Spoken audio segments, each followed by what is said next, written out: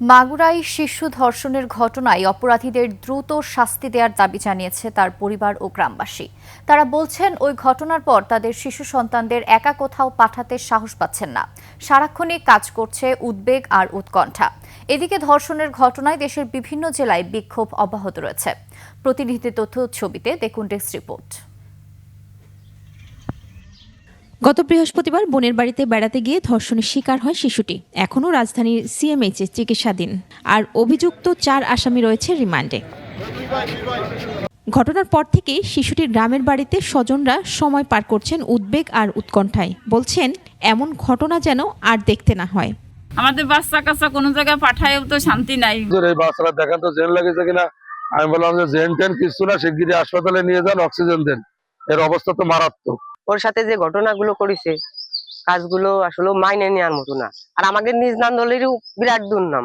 বোনের ঘটনার সাথে আমাদের শ্বশুর বাড়ির সবাই জড়িত। তাকে সবারই জন্য দৃষ্টান্তমূলক শাস্তি হয়। এখন ও যতটুকু কষ্ট পাইছে তাকে তো ফাঁসি দিলে তো কমই শাস্তি। আর যেরকম আমার নাতিন যেরকম খাটিয়ে খুঁটিয়ে মারিছে না, ওরকম আমি মারতে চাই ওকে।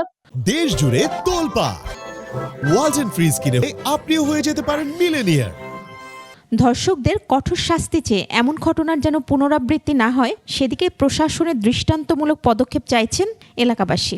এমন ভাবে শাস্তি দিয়ে মারা উত্তম, যাতে এরকমের কাজ পরিকল্পনায় আমাদের দেশে আর না হয়। আমাদের সবার একই দাবি, বাংলাদেশের আলোচিত ঘটনা এই মাগুরার বিচার দেখে যাতে আর বাংলার বুকে এরকম কোনো ঘটনা না ঘটে।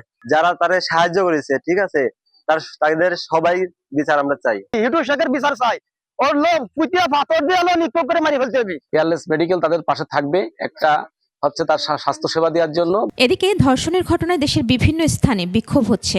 সমাবেশ থেকে নির্যাতনকারীদের দ্রুত শাস্তি দেওয়ার দাবি জানানো হচ্ছে।